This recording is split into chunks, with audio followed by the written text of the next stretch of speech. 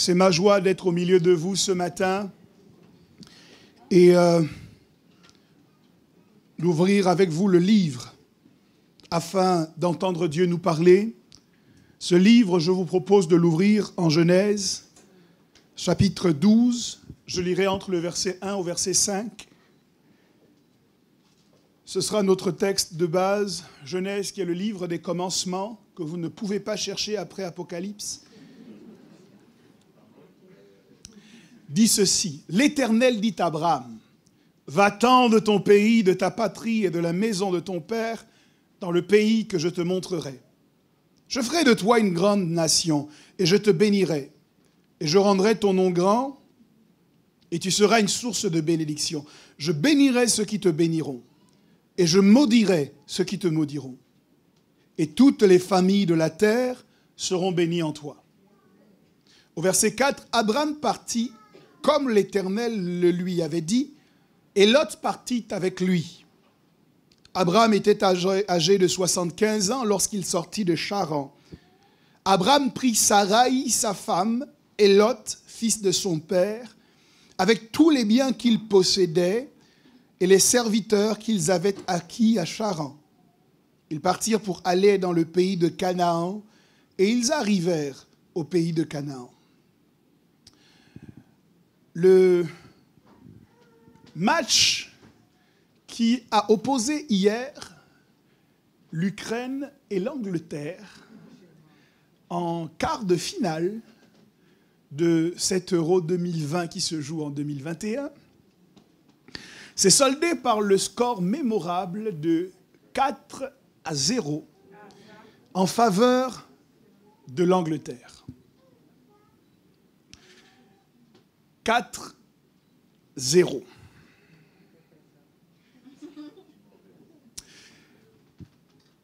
Et lorsque je vous parle d'Abraham ce matin,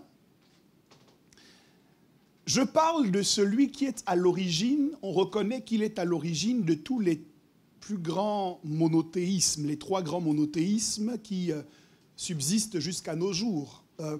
Abraham est une personnalité incontournable pour les Juifs, c'est une personnalité incontournable également pour les musulmans, et c'est une personnalité incontournable pour les chrétiens que nous sommes.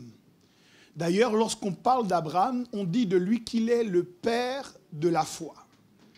Abraham est un héros, pas un héros national, c'est un héros international, c'est le héros de toutes les personnes qui professent, en tout cas qui croient au seul vrai Dieu qui a appelé Abraham à quitter son pays, sa patrie, pour aller dans le lieu que Dieu lui indiquerait.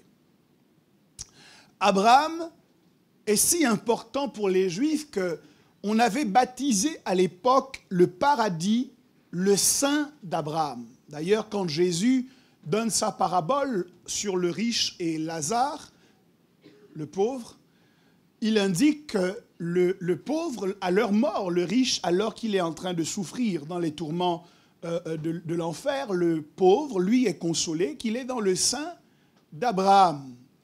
Pour les Juifs, c'était une joie de s'imaginer que lorsqu'ils entreraient dans le paradis, ils seraient accueillis par Abraham, Isaac et Jacob. Et c'est pour cette raison qu'ils appelaient le paradis le sein d'Abraham, même s'il y a une petite nuance entre le sein d'Abraham et le paradis. Mais ce n'est pas mon propos ce matin. Donc, je veux indiquer quelle est l'importance d'Abraham pour tous ces trois courants, pour toutes ces trois grandes religions. Et chaque fois que l'on parle d'un héros, on a tendance à le déifier, en quelque sorte, à identifier ou à considérer seulement ses perfections. On appelle Abraham le père de la foi, et nous ne serions pas d'accord pour qu'on dise du mal de notre père. En vérité, lorsque nous entendons parler de quelqu'un qui s'est distingué dans un domaine, il y a une sorte de mythologie que nous nous inventons au sujet de cette personne qui voudrait gommer tous les points noirs de l'histoire de cette personne.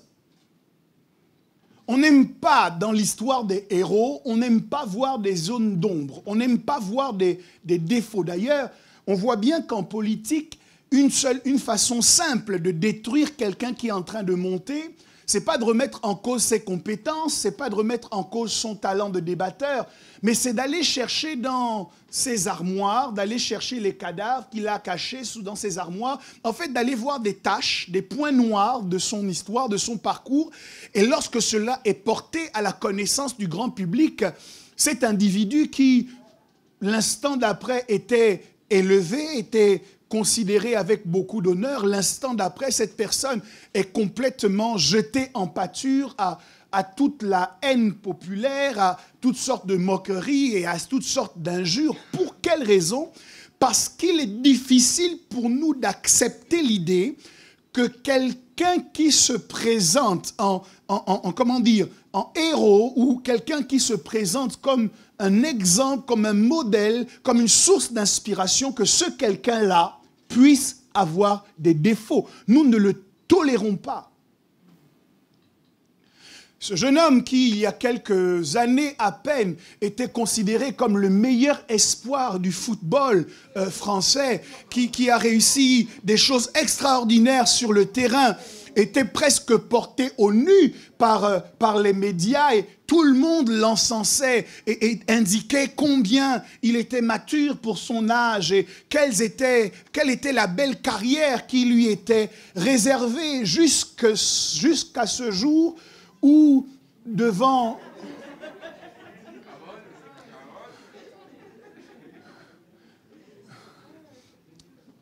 ce penalty qu'il n'a pas raté, mais qui a été arrêté, on a vu dans la vie, en fait, c'est une manifestation de ce qu'on vous prêche toujours, c'est-à-dire, c'est la preuve que l'évangile est la vérité.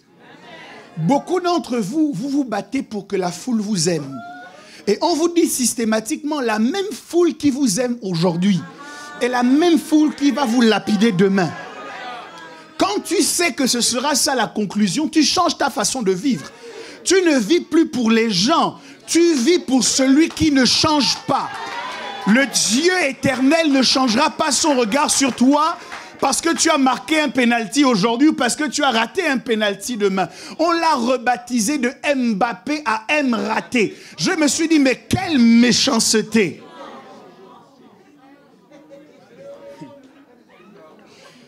Et j'ai pensé à tous mes frères, mes sœurs, mes enfants dans la foi que je vois se battre régulièrement pour être un peu plus aimés des gens qui sont autour d'eux.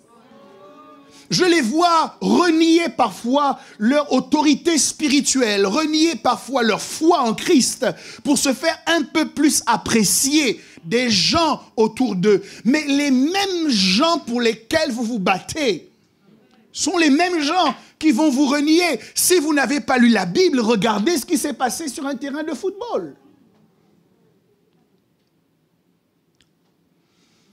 C'est difficile, il y a comme une dissonance cognitive. Nous avons du mal à réconcilier le fait que quelqu'un qui soit un modèle, que quelqu'un qui soit un exemple, ait en même temps des défauts. Et c'est pour cela que la Bible est extraordinaire. C'est que la Bible ne réagit pas aux sirènes des médias. La Bible ne change pas votre histoire en fonction de votre popularité ou en fonction de ce que les gens disent. La Bible vous livre tel que vous êtes vraiment.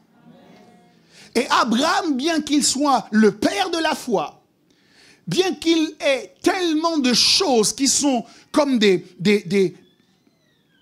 réussites, des exploits que l'on peut mettre à son crédit, Abraham n'en demeure pas moins quelqu'un qui a manifesté à plusieurs reprises des défauts criards.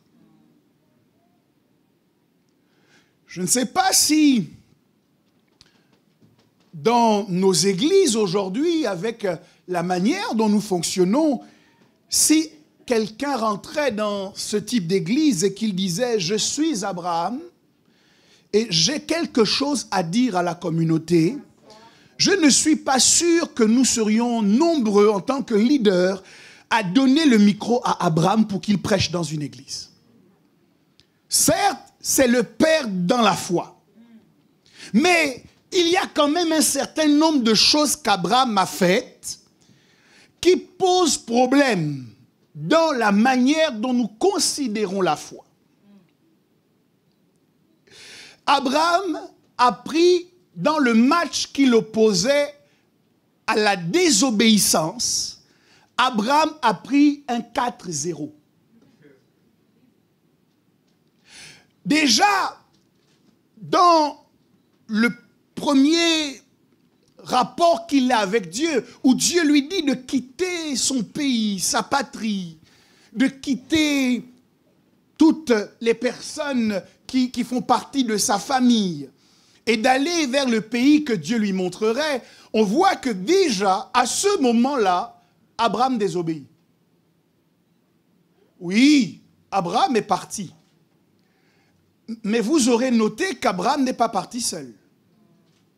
Dieu lui a dit à lui, quitte. Abraham a accepté de quitter. Sauf que le verset 1er nous explique que, non, le verset 4 nous dit, Abraham partit comme l'Éternel le lui avait dit, et Lot partit avec lui. Donc, Abraham entend la voix de Dieu. Et Abraham choisit de partir.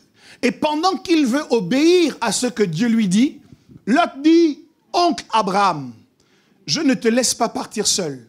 Moi aussi, je veux venir avec toi. On voit que l'initiative du départ ne vient pas d'Abraham. C'est Lot d'abord qui choisit de s'imposer dans le programme d'Abraham.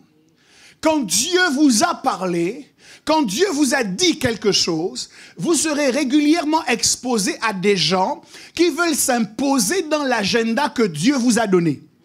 Vous étiez au départ d'accord pour faire exactement ce que Dieu vous a dit, mais il y a toujours des gens que l'ennemi instrumentalise, ou alors ce sont des tests que Dieu met autour de vous pour vérifier si votre obéissance est totale ou au contraire si votre obéissance est partielle. Cette tendance se retrouve dans un certain nombre de situations bibliques.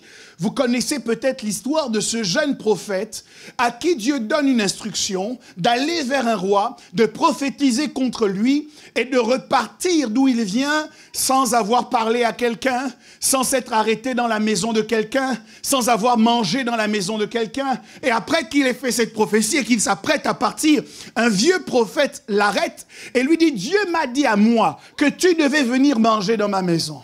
Dieu m'a dit à moi que tu devais venir te reposer dans ma maison. » Alors que le jeune prophète se laisse séduire par la voix du vieux prophète et qu'il va dans la maison de cet homme et qu'il mange dans la maison de cet homme, le vieux prophète qui lui avait menti précédemment, soudainement reçoit une vraie parole de Dieu et dit au jeune prophète, parce que tu n'as pas écouté la voix de l'Éternel et que tu es venu manger chez moi, maintenant voilà ce qui arrivera, tu mourras. Le jeune prophète est sorti de là, et en se déplaçant, un lion l'a arrêté, un lion l'a tué.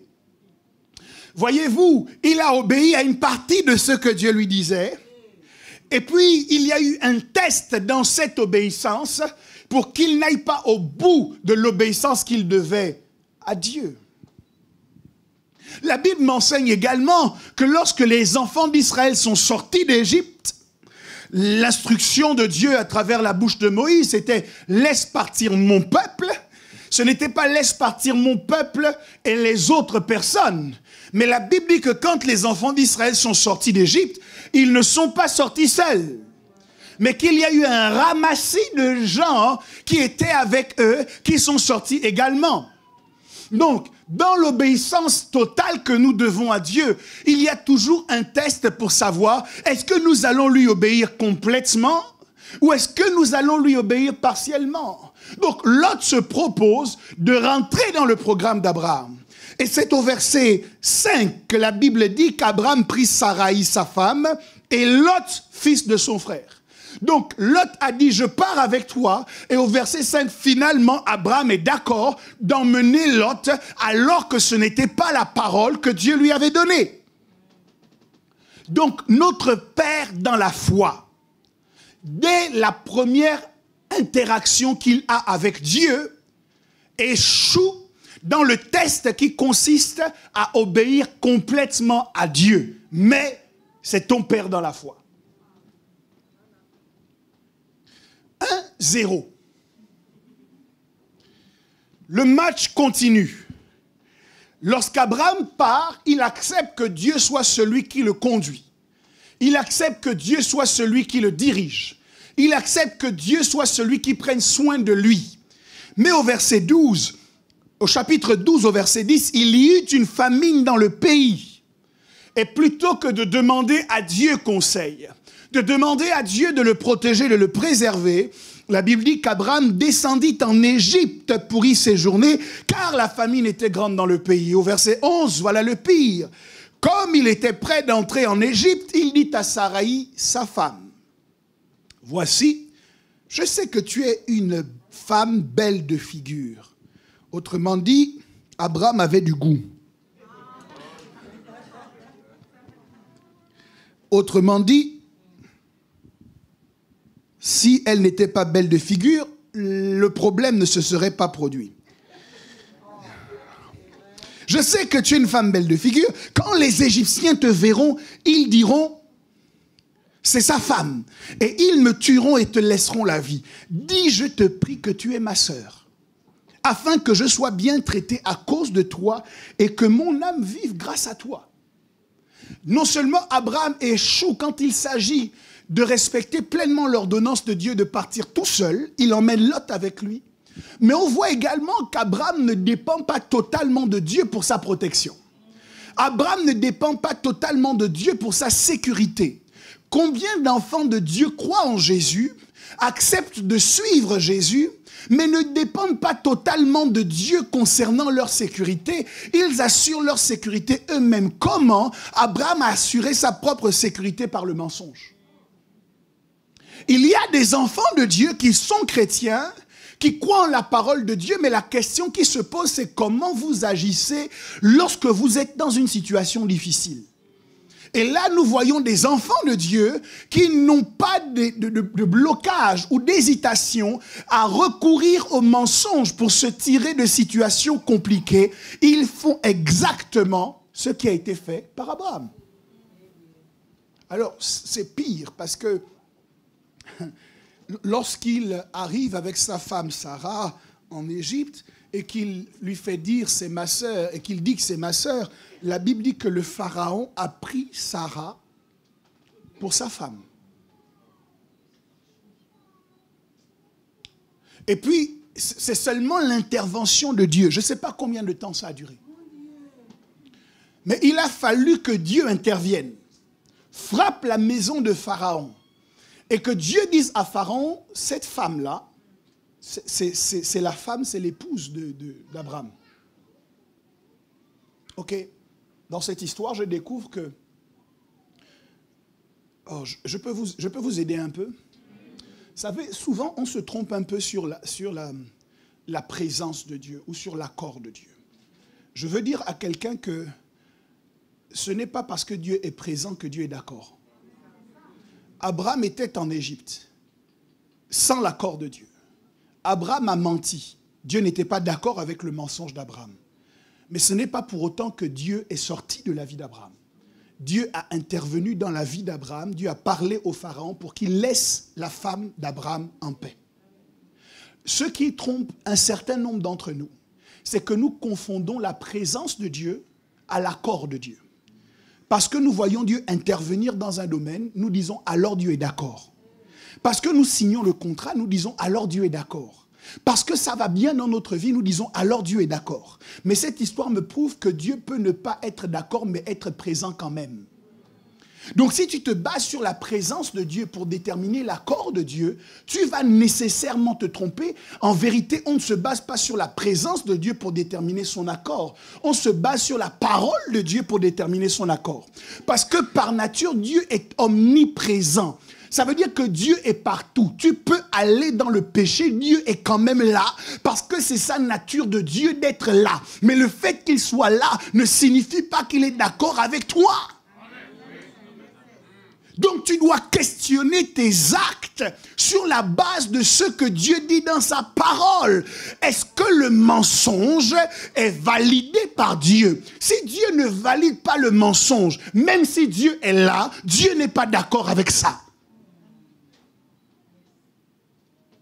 Bon, vous me direz, c'était peut-être une erreur de parcours, ça peut arriver. Même les plus grands joueurs ont déjà manqué un penalty. Et donc c'est normal, on peut le comprendre. Sauf que Abraham n'en est qu'à son coup d'essai.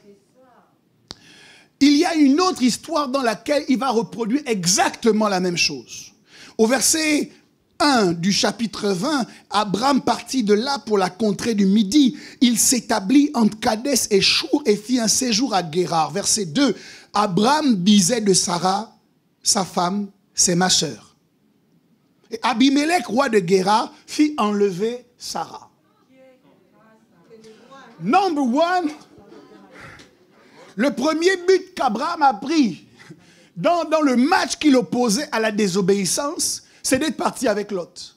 Le deuxième but qu'il prend, c'est de ne pas compter sur Dieu pour sa protection, mais de compter sur des manipulations, sur le mensonge, sur la tricherie pour obtenir quelque chose.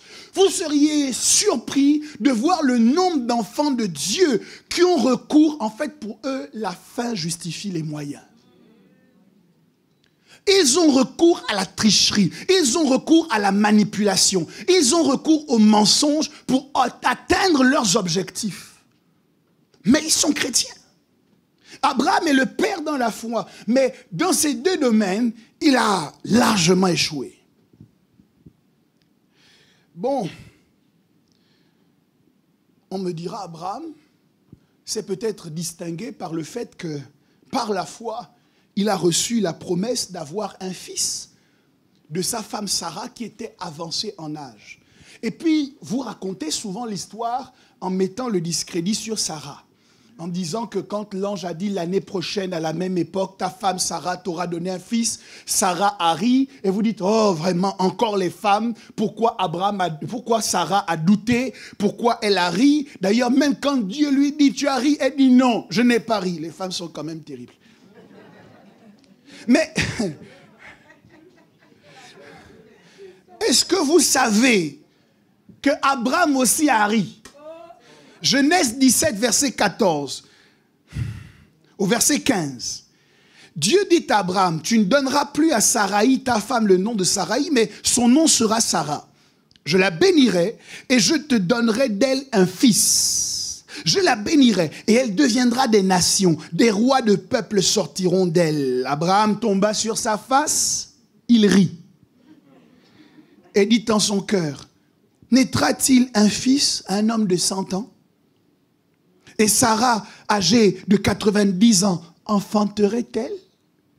C'est le père de la foi qui parle.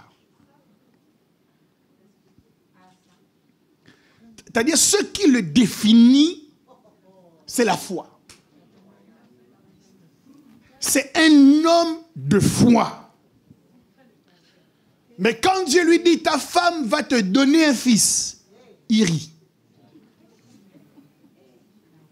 Il va même plus loin, si vous regardez les versets suivants, il dit, oh Dieu, qu'Ismaël vive devant ta face. C'est-à-dire, arrête de me raconter des choses. Il y a déjà un enfant qui est là, il s'appelle Ismaël. Autant gérer avec lui. C'est ici une manifestation criante de son manque de foi. Le père de la foi a manqué de la foi. Ismaël, ça c'est le 3-0. Le 4-0, c'est la naissance d'Ismaël. Alors, Saraï, femme d'Abraham, prit Agar, l'Égyptienne, sa servante, et la donna pour femme à Abraham, son mari, après qu'Abraham eut habité 10 années dans le pays de Canaan. Verset 4, il alla vers Agar, et elle devint enceinte.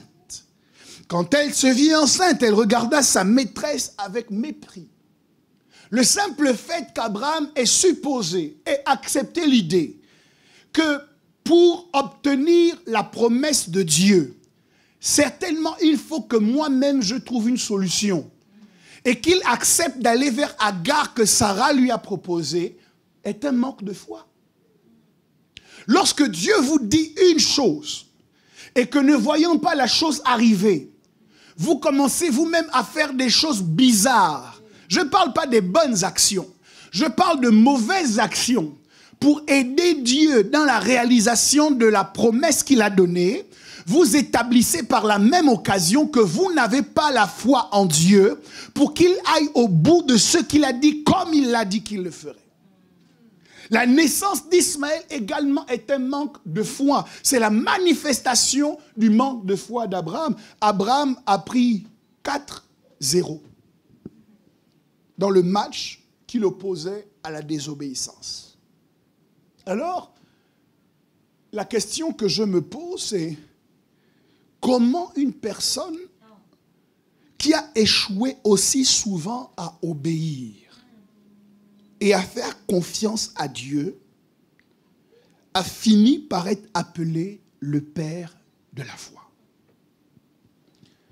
Cette question est essentielle pour chacun de nous pour une raison simple. Et je m'en vais vous parler un peu de destinée. Lorsqu'on parle de destinée, généralement les gens font une confusion entre la destinée et la destination. La destination, c'est le point d'arrivée. Mais la destinée est beaucoup plus large qu'un point. En fait, la destinée ressemble plus à une ligne d'horizon qu'à un point défini. Ça veut dire que votre destinée, ce n'est pas un seul point. Votre destinée, c'est une ligne qui est composée de plusieurs couloirs. Il y a des gens aujourd'hui qui pensent qu'ils ne sont pas en train d'accomplir leur destinée. Mais je veux vous expliquer qu'en fait, votre destinée est composée de différents rôles que vous avez à jouer sur la terre pendant la durée de votre vie sur la terre. Et chacun de ces rôles porte en lui une part d'accomplissement de votre destinée. Quand je parle de ligne d'horizon et je parle de couloir, c'est que l'accomplissement de la destinée consiste à avancer dans les différents couloirs du destin. Par exemple, un homme peut avoir pour destin de prêcher l'évangile à des millions de gens. Ok, mais ce n'est pas la seule composante de son destin. Parce que, en tant que prédicateur de l'évangile, il est possible également que cet homme doive se marier. Alléluia. Mais dans sa destinée, on intègre la donnée que, étant marié, il doit être un bon époux pour sa femme. Donc, non seulement sa destinée se conjugue avec le fait de prêcher l'évangile, mais sa destinée se conjugue aussi avec le fait d'être un bon époux pour sa femme. Donc, il n'est peut-être pas encore dans les stades en train d'haranguer les foules, mais au quotidien, il est avec sa femme. Et la manière dont il se comporte avec sa femme détermine si oui ou non il avance sa destinée. L'homme qui prend soin de sa femme est en train d'accomplir son destin sur la terre. Ne vivez pas votre mariage comme si vous étiez en train de perdre du temps. Vous êtes en train d'investir dans votre destin. Pourquoi? Lorsque l'apôtre Paul explique comment l'Église doit fonctionner, il dit que pour établir quelqu'un en position d'autorité dans l'Église, on doit d'abord analyser comment il traite sa propre famille. Et on dit que s'il ne sait pas prendre soin de sa famille, il ne peut pas s'occuper de l'Église de Christ. Ça veut dire quoi? Ça veut dire que celui qui s'occupe de sa famille est en train de faire avancer son ministère. Donc, il y a différents rôles que nous avons à jouer pour que notre destinée soit accomplie. Le rôle de père fait partie de ce qu'un homme assume pour accomplir son destin. Et nous avons des gens qui ont lamentablement échoué leur rôle de père parce qu'ils ont avancé dans un autre couloir. Mais la destinée n'est pas un point, la destinée est une ligne.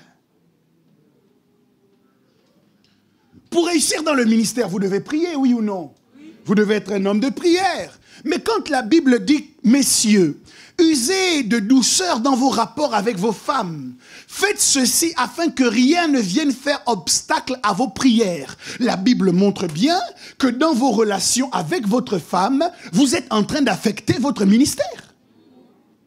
Et que celui qui traite mal sa femme est en train de pénaliser son ministère. Donc, mon rôle en tant qu'époux fait partie intégrante de mon destin sur la terre.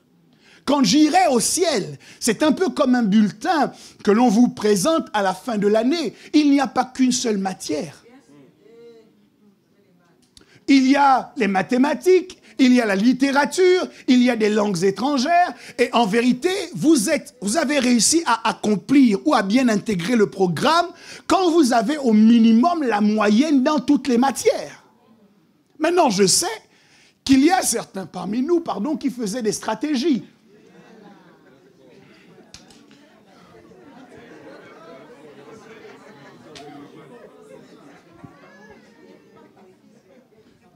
Je ne vais pas prendre l'exemple de quelqu'un d'autre. Moi, je me souviens à l'époque, en classe de 4e, que nous avions une concurrence malsaine avec 2-3 de mes amis. Notre concurrence, notre compétition, c'était de savoir lequel d'entre nous aurait la plus mauvaise note en mathématiques.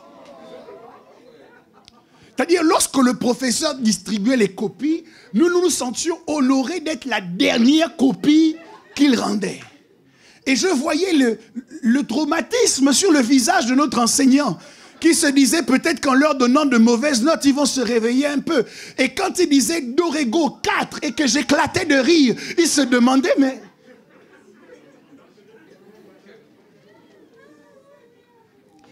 moi, je faisais ça parce que je me disais, même si je ne suis pas bon en mathématiques, ce n'est pas grave. Je suis bon dans d'autres matières, je vais réussir. Le problème, c'est que l'école, ce n'est pas juste 1 an.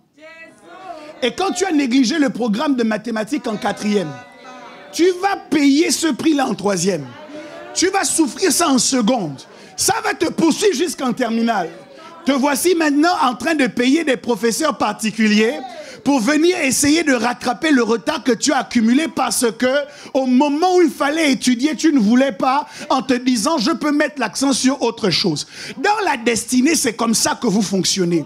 Vous mettez l'accent sur votre carrière professionnelle et vous banalisez votre vie familiale. Vous mettez l'accent sur votre famille et vous banalisez le ministère. Le problème, c'est que le destin est composé de différentes matières. Pour avoir la moyenne, tu dois te battre pour avoir la moyenne dans tous les domaines. C'est mieux pour toi d'avoir la moyenne dans ta vie de famille, d'avoir la moyenne à l'église, d'avoir la moyenne sur ton lieu de travail, parce que de cette manière-là, tu ne vas pas avoir des carences pour l'avenir.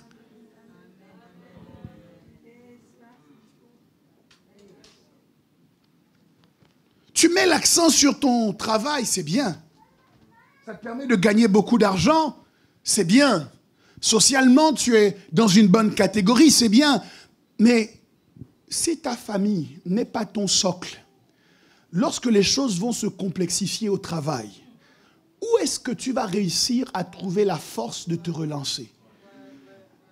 Ça ne vous est jamais arrivé, je souhaite que ça ne vous arrive jamais, mais beaucoup de personnes qui sont tombées dans une addiction, que ce soit la drogue, que ce soit l'alcoolisme, certains même c'est des addictions à la prostitution, sont tombés dans ces situations-là parce qu'ils se sont retrouvés au pied du mur et qu'ils n'avaient personne avec qui parler. D'ailleurs, l'une des techniques que l'on utilise pour faire sortir ces gens de leurs addictions, c'est de leur donner des gens à qui parler. Dans les réunions, par exemple, des alcooliques anonymes. Donc, nous mettons l'accent sur un domaine de nos vies, mais la destinée, c'est plusieurs couloirs. En tant que femme, vous devez savoir que votre destinée, c'est aussi de prendre soin de votre mari. Pour celles qui sont mariées. Vous devez savoir que vous ne perdez pas votre temps lorsque vous prenez soin de votre mari parce que ça fait partie de votre destin. Vous ne me ferez pas croire que lorsque on éduque ses enfants, lorsqu'on prend le soin d'élever ses enfants, on est en train de perdre du temps. Heureusement que mes parents m'ont montré le chemin à suivre et que je ne m'en suis pas détourné.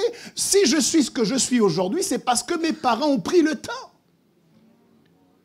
Et aujourd'hui, des vies entières sont changées, sont transformées, sont améliorées à travers le ministère que Dieu a déposé en moi. Mais ce ministère ne pouvait pas éclore si mes parents avant ne s'étaient pas investis en moi.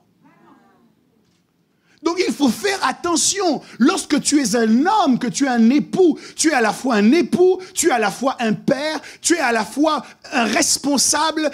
Tous ces rôles-là que tu joues, tu es à la fois un pourvoyeur. Et tous ces rôles que vous jouez font partie de votre destinée. N'attendez pas le jour où l'évêque prophétisera sur vous, vous donnera le micro pour prêcher, pour dire là je commence mon destin. Non! Ton destin c'est tous les lundis matins quand tu te lèves. Ton destin c'est tous les soirs quand tu rentres du travail. Ton destin a déjà commencé et pour beaucoup d'entre vous, vous l'ignorez complètement.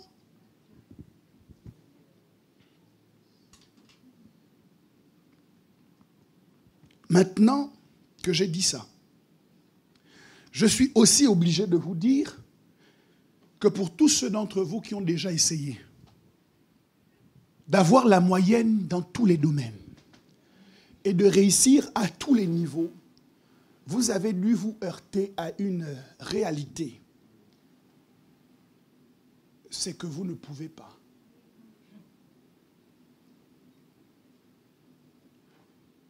Analysez votre vie. En règle générale, quand vous réussissez dans un domaine, c'est parce que vous en avez négligé un autre. Pourtant, tous ces rôles-là font partie de notre destin. Je m'adresse ici aux hommes et aux femmes qui comprennent, qui ont déjà eu le sentiment et qui l'ont peut-être aujourd'hui, le sentiment de ne pas être à la hauteur. Quand vous voyez les attentes que votre entourage émet vous concernant, les attentes de vos parents, les attentes de votre famille, les attentes de vos amis, les attentes de votre employeur, et que vous vous rendez compte que même avec la plus bonne volonté, même avec tous vos efforts, vous n'y arrivez pas. Bon, il y a des raisons qui expliquent cela. L'une des raisons, c'est que les personnes pour lesquelles nous nous investissons ne jugent pas droitement notre investissement. Je m'explique. J'ai rarement rencontré des enfants qui, parvenus à l'âge adulte, n'avaient rien à redire sur l'éducation de leurs parents. On dit qu'être parent, c'est le métier le plus difficile au monde. Tous ont quelque chose à dire au sujet de l'éducation qu'ils ont reçue. Ils disent, mon père aurait dû faire davantage ceci. Ma mère aurait dû davantage faire cela. Ah, je ne veux pas offrir à mes enfants ce que mes parents m'ont donné. Mais si on creuse un peu, vous croyez vraiment que leurs parents avaient la volonté de leur faire du mal? Bien au contraire. On ne connaît pas leur sacrifice. Il y a des parents qui ont mis une croix sur leur carrière pour être avec toi le plus souvent possible. Mais arrivé à l'âge adulte, tu dis, moi j'aurais voulu à mes 16 ans qu'on m'offre la dernière voiture et mes parents n'avaient pas les moyens. Pourquoi ils n'avaient pas les moyens? Parce qu'ils ont décidé de mettre en avant le fait d'être présent avec toi. Donc les juges qui sont en face de nous sont de mauvais juges. Mesdames, vous le savez, quel que soit votre engagement, votre investissement pour votre mari, vous êtes sûr qu'il n'a jamais rien à redire? Bon, souvent il ne vous dit pas parce qu'il préfère la paix. Mais s'il devait vous parler, il devrait vous dire, oui, c'est bien. Tu as fait à manger, mais le poulet est un peu trop sec. Il rentre le soir à la maison et puis il ne voit pas tout le travail qui a été fait. Il réussit à mettre le doigt sur... Mais je ne comprends pas dans cette maison pourquoi il y a des chaussettes. Ce sont ces chaussettes. Hein. Pourquoi il y a des chaussettes qui traînent?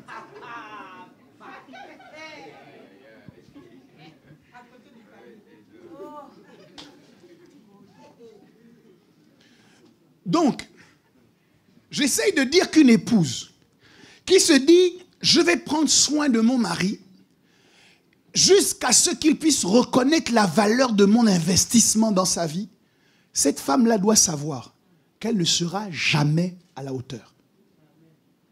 Ce n'est pas une bonne nouvelle. Hein? Parce que vous vous attendez à être féliciter, à être congratulé. J'encourage les hommes à le faire. Mais la vérité, c'est que dans toute l'histoire d'une vie, il y aura toujours des échecs. Il y aura toujours des insatisfactions. Et ce que je dis est valable pour les épouses, mais c'est valable également pour les époux. C'est valable également pour les époux. Tu peux t'investir comme quoi pour ton épouse. Elle ne réalise peut-être pas le nombre d'heures supplémentaires que tu fais. Elle ne sait pas les humiliations que tu subis au travail. Parce qu'un homme, normalement, il a sa fierté. Mais il paraît qu'aujourd'hui, on explique que le management est meilleur quand on manque de respect aux gens. Et vous avez l'impression que le travail des managers, c'est toujours de vous humilier, quel que soit le travail que vous fournissez.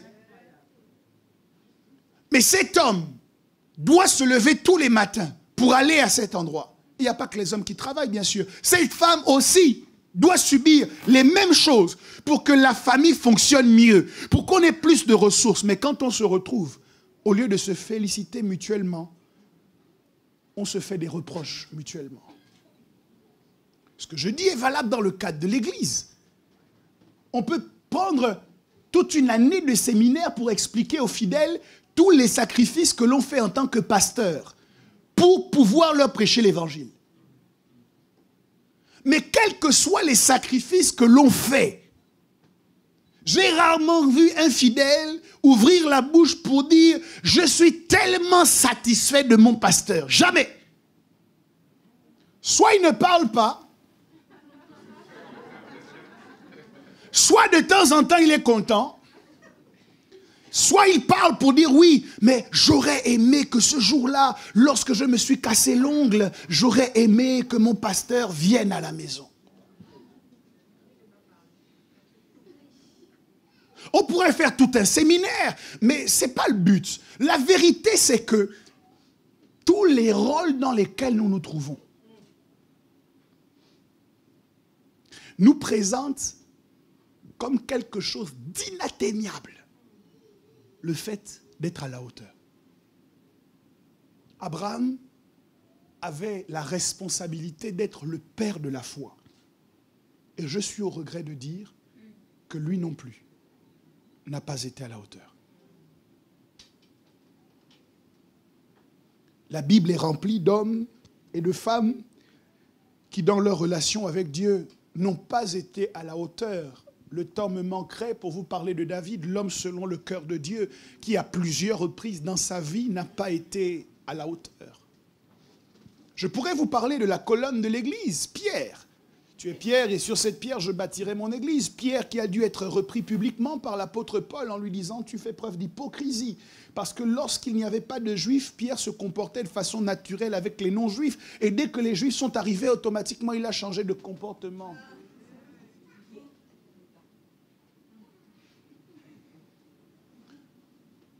Et donc, je veux parler ce matin aux gens qui ne sont pas à la hauteur, mais ce qui m'intrigue le plus, c'est que la Bible qui est la vérité, la Bible qui dit la vérité, connaît tout ce qu'Abraham a fait de mal, puisque c'est elle qui nous dit.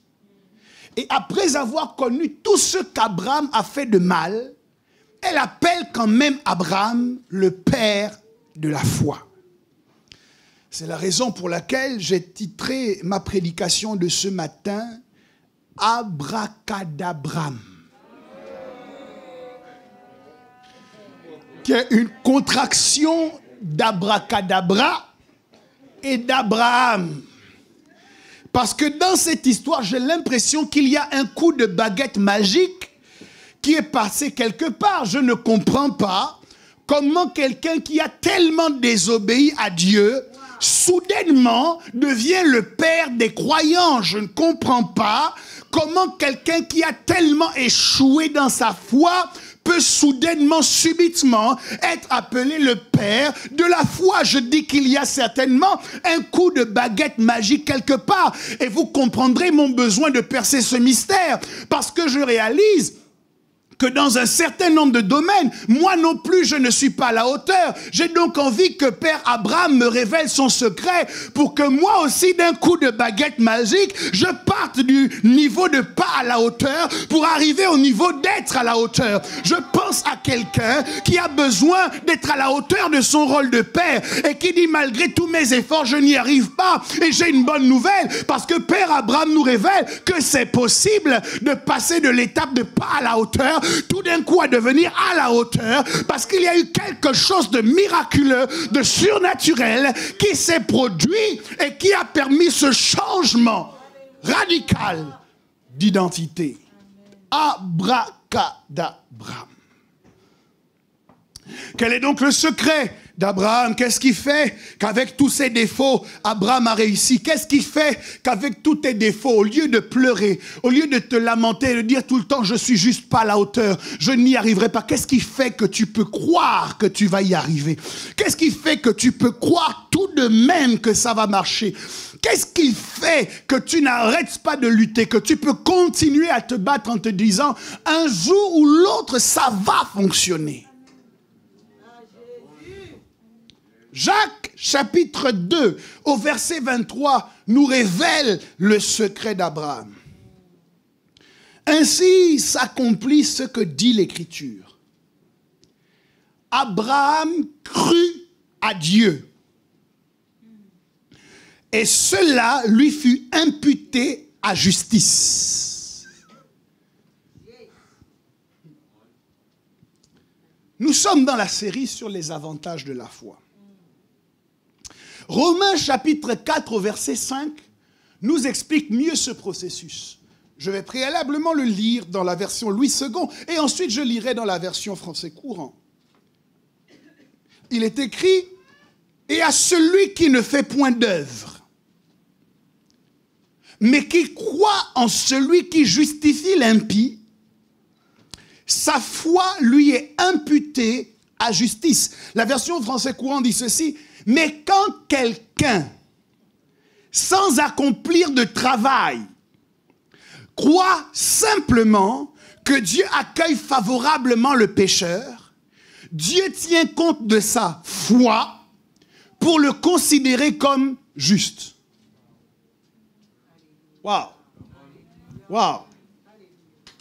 Donc, lorsqu'Abraham désobéit à Dieu et qu'il manifeste qu'il n'a pas compté suffisamment sur Dieu pour assurer sa protection, il y a une plainte qui arrive devant le trône du jugement, où on dit Abraham ne peut pas être appelé le père de la foi. Pour quelle raison?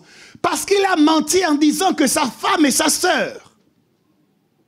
Lorsque la plainte est analysée, la question que Dieu pose n'est pas de savoir est-ce que Abraham a dit oui ou non que sa femme est sa sœur. La question que Dieu pose, c'est ok, certainement Abraham n'est pas à la hauteur. Certainement tu n'es pas à la hauteur. Certainement tu es coupable de beaucoup de choses. Mais la question que Dieu pose, c'est est-ce qu'il y a dans le cœur d'Abraham de la foi? Parce qu'à partir du moment où tu crois que Dieu accueille favorablement le pécheur, la Bible dit que Dieu va prendre cette foi et il va te considérer comme juste. Pas parce que tu es juste, mais parce que tu as la foi. Il va te considérer comme étant à la hauteur. Pas parce que tu es à la hauteur, mais parce que tu as la foi. La foi, c'est un forfait téléphonique particulier. C'est un forfait qui inclut le hors forfait. Ça veut dire que tu as la foi et tu poses des actes qu'on ne doit pas poser quand on a la foi. Et quand on fait la facture, on vérifie, comme tu as la foi, même les actes que tu as posés, qu'on ne doit pas poser quand on a la foi, Dieu accepte de les couvrir et de considérer que tu ne les as pas posés parce que tu as la foi. Donc le secret d'Abraham, au milieu de toutes ces imperfections, c'est qu'Abraham a cru en Dieu. Et Dieu a considéré que la foi d'Abraham était suffisante pour aller au-delà de toutes ses imperfections. J'annonce une bonne nouvelle à quelqu'un ce matin. Pour tous les rôles que tu devais jouer, pour lesquels tu n'as pas été à la hauteur, ce que le ciel questionne, ce n'est pas ta perfection. Ce que le ciel questionne, c'est est-ce que tu as la foi? À partir du moment où tu as la foi, le ciel accepte de déconsidérer les mauvaises actions que tu as posées, qui devraient te disqualifier pour te requalifier et te considérer comme juste. Avantage de la foi. Donc, lorsqu'en tant que parent, tu réalises que tu ne peux pas être tout le temps avec tes enfants pour les protéger. Parce que tu as la foi, tu actives la protection de Dieu sur tes enfants. De sorte que là où toi, tu n'es pas à la hauteur, Dieu se substitue à toi pour faire ce que toi, tu n'arrives pas à faire. Lorsque tu as fait tous tes efforts pour qu'il y ait une bonne communication dans ton couple, et que ça ne marche pas, qu'il y a quelque chose qui coince. Si tu as la foi, Dieu se substitue à toi pour aller parler à ton mari dans son temps de prière ou à ton épouse pour dire voilà comment tu dois désormais comprendre ce qu'il te dit. Voilà comment tu dois lui répondre. Voilà comment tu dois agir. Et sans même que vous ne vous soyez assis, tu vas constater dans la vie de ton conjoint un changement de comportement. C'est lié à quoi? C'est lié au fait qu'à cause de la foi que tu as mise en Dieu, Dieu a pris ses responsabilités pour faire à ta place ce que toi tu n'arrivais pas à faire. Tu as travaillé de toutes tes forces pour réussir à avoir suffisamment d'argent pour financer les études de tes enfants. Et puis, quand le moment de les envoyer à l'école supérieure arrive, tu n'as pas de quoi les envoyer. Parce que tu as la foi, Dieu se substitue à toi et va appeler de l'Occident, de l'Orient, de l'Est, du Sud, du Nord. Il va appeler des ressources qui vont venir à toi parce que tu as la foi. La Bible dit celui qui, sans accomplir le travail, c'est-à-dire sans poser l'acte, sans réussir à faire la chose, crois simplement que Dieu accueille favorablement le pécheur. Dieu prend cette foi et à cause de sa foi, Dieu le considère comme juste. Dieu le considère comme éligible à être secouru par le ciel. Dieu le considère comme éligible à être pris en charge par les ressources du royaume des cieux. Ce que Dieu questionne aujourd'hui, ce n'est pas ta perfection. Ce que Dieu demande, c'est ta foi. Parce que si tu crois, alors il peut se passer un miracle de transformation qui te fait passer de l'état de pas à la hauteur pour devenir soudainement quelqu'un qui est à la hauteur. Et tu pourras toi aussi chanter être à la hauteur de ce qu'on nous demande.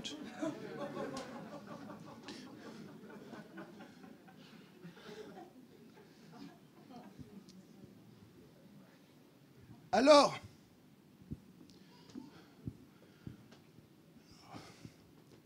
je crois que toutes les personnes qui comprennent le rôle qu'ils ont à jouer ou les différents rôles qu'elles ont à jouer dans leur vie et qui sont arrivées à la conclusion selon laquelle par moi-même je ne peux pas,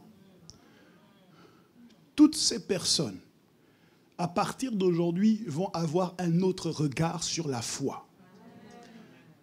Certes, je ne peux pas, mais je crois.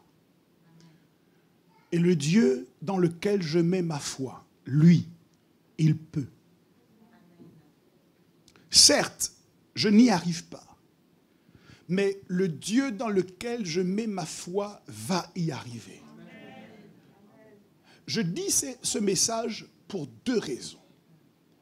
La première raison, en fait, je vais vous le dire autrement.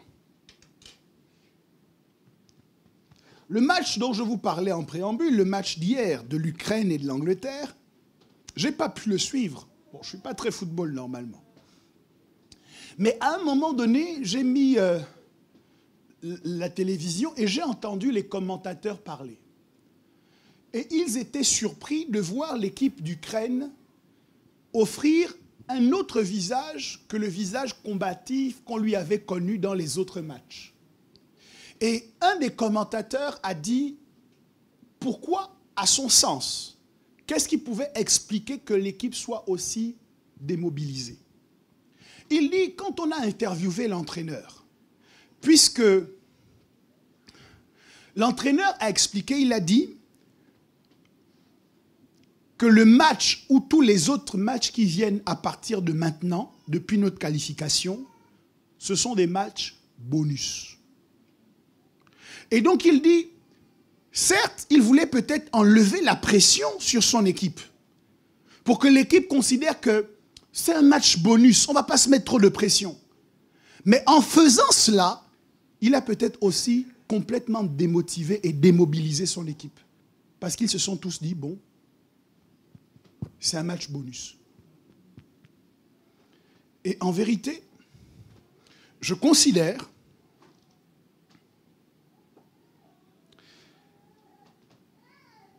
qu'il y a deux catégories de personnes au sujet du fait d'être à la hauteur ou de ne pas être à la hauteur.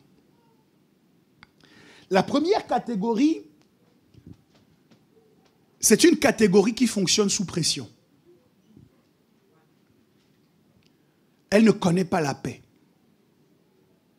Elle se lève le matin en disant « Je dois être un bon fils, je dois être une bonne fille, je dois être un bon père, je dois être une bonne mère, je dois être une bonne épouse, je dois être un bon époux, je dois être un bon salarié, je dois être un bon chrétien, je dois être un bon... » Et ces personnes-là ne vivent pas le shalom de Dieu. Au final, ça cause en eux des angoisses. Et ils sont tout le temps en train de s'inquiéter. Dès qu'ils ratent quelque chose, ils tombent dans une sorte de prison dont ils ne peuvent plus sortir. Ou ils s'autoflagellent en disant « de toute façon, je ne sers à rien. De toute façon, je ne vaux rien. De toute façon, je ne peux rien. De toute façon... » Et donc, ce sont des gens qui utilisent la pression pour se détruire. C'est la première catégorie. Si vous comprenez mon message ce matin, vous saurez que Dieu a pourvu au moyen de sortir de cette prison. Quand tu as essayé par toutes tes forces d'y arriver et que tu n'y arrives pas, plutôt que de te condamner, tu dois entendre cette voix qui dit que Dieu m'impute ma foi à justice. C'est-à-dire que Dieu prend ma foi et à travers ma foi, il comble le déficit qui me sépare de la moyenne. Si tu comprends cela, tu sors définitivement de l'autocondamnation. Parce que Dieu n'a rien à gagner à ce que tu te culpabilises en permanence, à ce que tu te maudisses en permanence. C'est pour cette raison que Dieu a pourvu à la foi. Il dit, si tu crois, tu verras la gloire de Dieu. Donc quand tu es démotivé, découragé, désemparé, tu te dis, je n'y arriverai pas. Souviens-toi que tu as la foi et rappelle-toi ce que Dieu fait avec la foi. La deuxième catégorie de personnes, c'est ceux qui, parce qu'ils ont la foi, ne font plus rien. Il se dit, je n'ai pas d'effort à fournir, de toute façon Dieu fera. Je n'ai pas étudié, Dieu fera.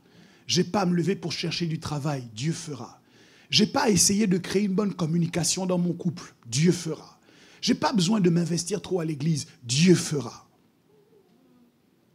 C'est la deuxième catégorie. Quand vous regardez la vie de David, que vous regardez la vie d'Abraham, ce sont des gens qui ont été justifiés par leur foi. Mais ce ne sont pas des gens qui ont croisé les bras. On peut dire ce qu'on veut, mais Abraham a dû payer le prix. Abraham est quand même parti de chez lui. Abraham a quand même emmené Isaac pour le sacrifier lorsque Dieu a demandé. Donc, bien qu'ayant la foi pour le justifier devant Dieu, Abraham a quand même travaillé. On peut parler de David. David a certes fait beaucoup d'erreurs, mais on ne peut pas dire que David a croisé les bras dans sa vie. David a combattu les Philistins. David a assaini les frontières, a solidifié, a fortifié les frontières d'Israël. David a rassemblé tout le matériel qu'il fallait pour construire la maison de Dieu. Ça veut dire que même si j'ai la foi ne m'engage pas à croiser les bras. Bien au contraire. La première catégorie, c'est ceux qui détruisent leur vie à cause de la pression. Vous avez besoin de réaliser que la foi est un avantage. Et que quand vous avez la foi, vous ne pouvez pas sombrer dans la culpabilisation permanente et dans l'autocondamnation. La deuxième catégorie, c'est celle qui doit se bouger. Ne considère pas ta vie comme un bonus. Tu dois investir du tonus dans ta vie. Tu as la foi, certes, mais la foi doit te pousser à travailler. Elle doit te pousser à produire des résultats. Elle doit te pousser à produire du fruit. De cette manière, bientôt, on parlera de toi avec des termes élogieux. On oubliera les échecs que tu as connus par le passé. On dit que le succès a beaucoup de parents. L'échec est orphelin. Quand tu auras réussi, on ne se souviendra plus de ce par quoi tu es passé. Voici un avantage de la foi que je voulais vous livrer. La foi nous permet, quand nous ne sommes pas à la hauteur, de nous emmener à la hauteur. Curieusement, le Jésus en qui nous mettons notre foi a été mis à mort en hauteur. Il a été mis en hauteur afin que nous, quand nous le regardons, nous aussi, nous soyons à la hauteur. Je veux maintenant que nous nous levions et nous allons prier.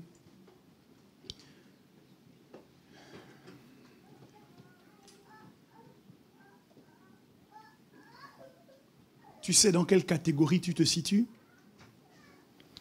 Et je te propose d'élever ta voix par rapport à ça. Si tu es dans la catégorie des gens qui sont en train de s'atomiser par la pression, il dit, venez à moi, vous tous qui êtes fatigués, chargés, je vous donnerai du repos. Un chrétien peut vivre sans pression. Pas parce qu'il est complètement déconnecté de tout, mais parce qu'il est connecté à l'essentiel. Il est connecté à Dieu. Il fait tous ses efforts dans la paix et il se confie en Dieu pour ce qu'il ne peut pas faire. Si tu es dans cette catégorie, refuse la pression ce matin. La pression malsaine qui t'emmène à te dévaloriser, refuse-la. Si tu es dans l'autre catégorie, où tu ne fais plus aucun effort, tu ne cherches plus Dieu, tu ne pries plus, tu ne médites plus la parole, tu ne t'investis plus dans rien, parce que de toute façon, Dieu fera. Reviens de là où tu es, parce que la foi doit te pousser à produire des œuvres. Et prie en disant, je passe à l'action désormais. Alors élevons nos voix et prions maintenant.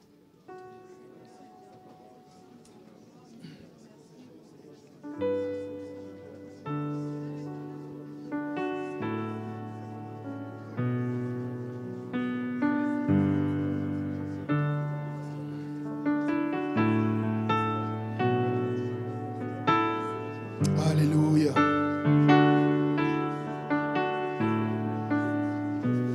Toi aussi, tu es à la hauteur. Tu réussiras à faire ce que jusqu'ici tu ne pouvais pas faire. Tu verras Dieu combler le manque. Tu verras Dieu combler le vide. Tu verras Dieu courir le reste de la course. Si tu ne peux pas le faire et que tu mets ta foi en Dieu, Dieu fera le reste. Je dis à quelqu'un, Dieu fera le reste. Je dis à quelqu'un, Dieu fera le reste. Il y a une responsabilité qui est tienne de te mettre à l'action. Mais il y a une responsabilité qui est sienne d'emmener tes actions à la perfection. La perfection lui appartient. L'action est ta responsabilité. Étends ta main, Seigneur, sur ces hommes et ces femmes. Alors que tu nous as parlé, alors que tu nous as montré un avantage merveilleux de la foi qui consiste à rendre capable celui qui était incapable, qui consiste à libérer de la culpabilité, celui qui était coupable. Seigneur, alors que tu nous donnes de réaliser cela, aide-nous à vivre en adéquation avec cet avantage de la foi. Aide-nous, Jésus, à vivre en accord avec cet avantage, avec ce bénéfice. Que tous, autant que nous sommes, nous arrêtions de nous voir comme étant incapables, n'étant pas à la hauteur, parce que par la foi, nous sommes emmenés dans les hauteurs. Par la foi, nous sommes rendus capables. Par la foi, celui qui a manqué de foi est devenu le Père de la foi. Alors aide-nous, Seigneur Jésus, par la foi, à être nous aussi changés, transformés par la foi. Dans le nom de Jésus. Amen.